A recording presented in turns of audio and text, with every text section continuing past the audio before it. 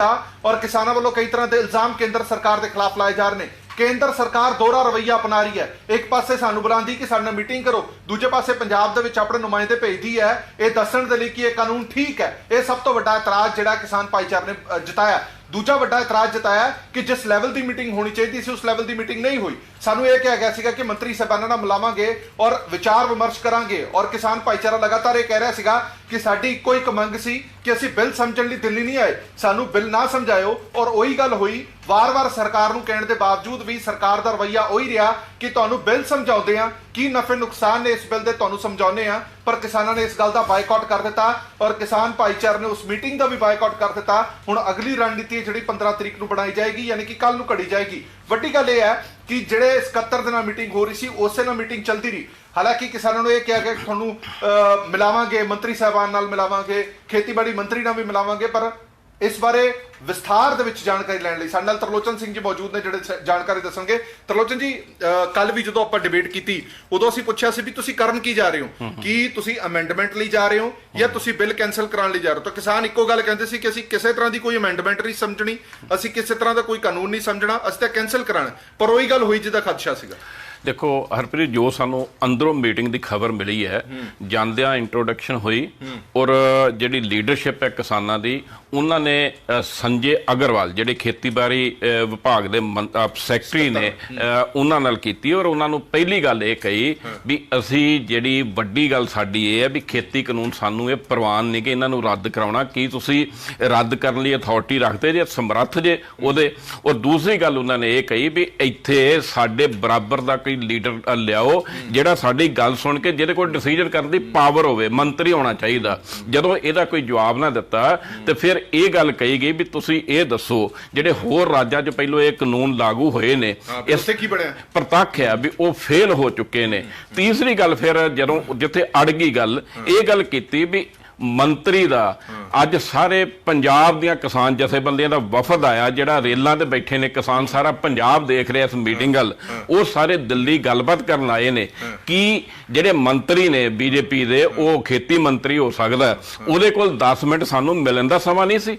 और नाल फिर ये कुछ कहंदे होर लीडरां ने उठ के ये गल कही भी मंत्री तुहाडे जिहड़े ने पंजाब च जाके साडे विरुद्ध प्रचार कर रहे ने, अपनी अलग कैंपेन चला रहे भी किसान जिहड़े ने गुमराह होए ने, सियासी लोगों के हत्थां च आए ने, असीं इन्ने बेवकूफ हैं। और दूसरे पासे तुसीं खेती कानूनां दे हक च प्रचार कर रहे जे, ते इत्थे तुसीं सानू बुलाया भी चलो इहदे गल करदे आ। सो इस गल ते डेडलॉक हो गया भी इन्ना सानू जलील कर रहे जे, तुसीं इत्थे मंत्री साडे नाल गल नहीं करन आया ते फील्ड च जाके साडे विरुद्ध प्रचार करदे ने। जदों ये गल होई, जो जानकारी मिली, किसान कहंदे भी असीं गल नहीं करनी, लीडर कहंदे उठ पे। जो पता लगा भी सैकटरी ने कहा भी तुसीं बैठो तो सही, तुसीं गल ते सुनो। किसानों ने फिर बड़ा तमल्लन नाल तसल्ली नाल कहंदे बैठ जाने। जो किसान लीडरां ने कहा भी उन्होंने आस सी भी शायद भी ये मंत्री नूं बुला लैण, पर जदों 15-20 मिनट वो बैठे रहे तो ये संकेत मिले भी ये ते जस्ट सानू की कहंदे गोंगलुआं ते मिट्टी झाड़न वाली गल कर रहे ने। अखीर कहंदे भी सानू उठ के नारेबाजी करके आउणा पिया, पर फिर भी अपना मैमोरेंडम मंग पत्र जिहड़ा सैकटरी नूं देता है भी ये साडी मंग है, भारत सरकार नूं दस दिओ, जे तुहानूं मंजूर होऊगी ते दोबारा ही मीटिंग च आवांगे और अगली मीटिंग च तां आवांगे, सानूं दस्सिया जावे किहदे नाल मीटिंग है और एजेंडे स्पष्ट होण। बिल्कुल, क्योंकि कल भी यही गल हो रही सी कि केंद्र सरकार वालों एजेंडा स्पष्ट नहीं है, साडा एजेंडा बिल्कुल स्पष्ट है कि असीं की करन जा रहे हैं। और वार वार यही दलील दी गई सी कि पहला सैकटरी लैवल की मीटिंग होएगी और उसका दूजा जिहड़ा पड़ाव होएगा वो मिनिस्टर नाल होएगा। जदों सैकटरी लैवल की मीटिंग होगी उस तो बाद किसान भाईचारे नूं आस सीगी कि शायद मंत्री नाल मीटिंग होएगी, पर मंत्री नाल मीटिंग नहीं हुई। जदों जिस बंदे कोल अथॉरिटी नहीं है कानून नूं रद्द करन दी या कानून दे विच तरमीम करन दी, उस बंदे नाल मीटिंग करन दा फायदा की? किसानां दा इह तोखला सीगा। हुण किसान भाईचारा कल अपनी रणनीति घड़ेगा, पर नाल ही उन्होंने केंद्र सरकार नूं इह मैसेज जरूर दे दिता है कि हुण अगली मीटिंग तां ही होएगी जेकर सानू ये स्पष्ट किया जाएगा तुहाडी मीटिंग हो किहदे नाल रही है, उहदा एजेंडा की है, लिखती एजेंडा सानू दिता जाएगा, तां ही मीटिंग करांगे। एक गल तरलोचन जी, हुण जिहड़ी आस ते उम्मीद सी, किन्ना को समझदे हो कि उन्हें वड्डी सट वजी है? क्योंकि पहला तो किसान भाईचारा मनण नूं तैयार ही नहीं सी कि असीं मीटिंग करनी होई नहीं। असीं बड़े आसवंत सीगे कि चलो एक कदम अगे आया किसान भाईचारा, क्योंकि ये गल मुकनी टेबल ते ही है। पर जदों हुण किसान भाईचारे नूं ये लग्गिया कि साडे नाल तां बड़ा वड्डा धोखा होया, तुहानूं नहीं लगदा कि दोबारा जाण तो पहला 100 बार सोचणगे हुण किसान? देखो ਇੱਕ ਬੜੀ ਵੱਡੀ ਗਲਤਫਹਿਮੀ ਲੱਗਦੀ ਭਾਰਤ ਸਰਕਾਰ ਨੂੰ ਵੀ ਜਿਹੜੇ ਕਿਸਾਨ ਨੇ ਮਹਿਜ ਕਿਸਾਨ ਨੇ। ਬਲਬੀਰ ਸਿੰਘ ਰਾਜੇਵਾਲ, ਹਰਮੀਤ ਕਾਦੀਆਂ ਬਹੁਤ ਸਿਆਣੇ ਲੀਡਰ ਨੇ ਔਰ ਜਿਨ੍ਹਾਂ ਨੇ ਸਾਰੀ ਜ਼ਿੰਦਗੀ ਜਿਹੜੀ ਆ ਖੇਤੀ ਨਾਲ ਲਾਤੀ, ਆਪਣੇ ਪਿੰਡੇ ਤੇ ਵੱਡੇ ਅੰਦੋਲਨ ਹੰਢਾਏ, ਉਹਨਾਂ ਨੇ ਸਾਰਾ ਕੁਝ ਕੀਤਾ ਹੈ।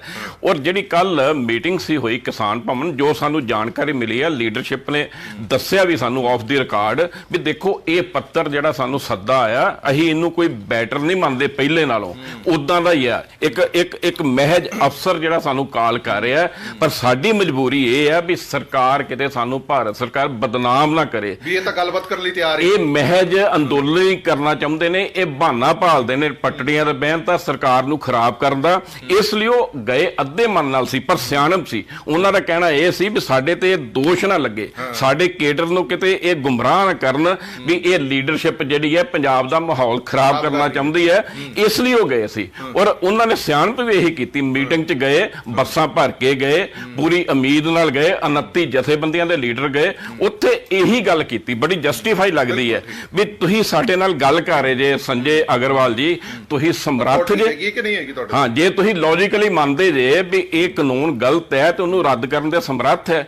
ਜਦੋਂ ਕੋਈ ਜਵਾਬ ਹੀ ਨਹੀਂ ਮਿਲਿਆ ਔਰ ਇਹਨਾਂ ਨੂੰ ਲੱਗਾ ਵੀ ਸਾਨੂੰ ਮਹਿਜ ਇੱਕ ਰਸਮੀ ਤੌਰ ਤੇ ਬੁਲਾਇਆ ਤਾਂ ਮਜਬੂਰਨ ਉਹਨਾਂ ਇੱਕ ਵੱਡੀ ਖਬਰ ਹੋਰ ਆ ਰਹੀ ਹੈ। ਇੱਕ ਵੱਡੀ ਖਬਰ ਇਹ ਆ ਰਹੀ ਹੈ ਕਿ ਕਿਸਾਨ ਭਾਈਚਾਰੇ ਨੇ ਕਹਿ ਦਿੱਤਾ ਕਿ ਹੁਣ ਅਸੀਂ ਦੁਬਾਰਾ ਦਿੱਲੀ ਨਹੀਂ ਆਵਾਂਗੇ, ਗੱਲ ਕਰਨੀ ਹੈ ਤਾਂ ਕੇਂਦਰ ਨੂੰ ਚੰਡੀਗੜ੍ਹ ਆਉਣਾ ਪਏਗਾ। ਵੱਡੀ ਖਬਰ ਹੁਣ ਦੀ ਇਹ ਹੈ ਕਿ ਇੱਕ ਵਾਰ ਐਕਸਪੀਰੀਅੰਸ ਬੜਾ ਮਾੜਾ ਰਿਹਾ ਕਿਸਾਨ ਭਾਈਚਾਰੇ ਦਾ। ਕਿਸਾਨ ਭਾਈਚਾਰੇ ਨੇ ਐਲਾਨ ਕਰ ਦਿੱਤਾ ਹੈ, ਜਥੇਬੰਦੀਆਂ ਤੇ ਜਿਹੜੇ 7 ਮੈਂਬਰੀ ਕਮੇਟੀ ਬਣਾਈ ਸੀ, ਉਸ ਕਮੇਟੀ ਨੇ ਐਲਾਨ ਕਰ ਦਿੱਤਾ ਹੈ ਕਿ ਹੁਣ ਅਸੀਂ ਮੁੜ ਕੇ ਕੇਂਦਰ ਦੇ ਵਿੱਚ ਨਹੀਂ ਆਵਾਂਗੇ, ਦਿੱਲੀ ਨਹੀਂ ਆਵਾਂਗੇ ਕੇਂਦਰ ਨਾਲ ਗੱਲਬਾਤ ਕਰਨ ਦੇ ਲਈ। ਹੁਣ ਕੇਂਦਰ ਸਰਕਾਰ ਨੇ ਜੇਕਰ ਸਾਡੇ ਨਾਲ ਗੱਲਬਾਤ ਕਰਨੀ ਹੈ ਤਾਂ ਉਹ ਚੰਡੀਗੜ੍ਹ ਆਉਣ, ਅਸੀਂ ਗੱਲਬਾਤ ਨਹੀਂ ਕਰਾਂਗੇ। ਇੱਕ ਵੱਡੀ ਗੱਲ ਹੋਰ ਤਰਲੋਚਨ ਜੀ, ਇਸ ਪੂਰੇ ਪ੍ਰਕਰਨ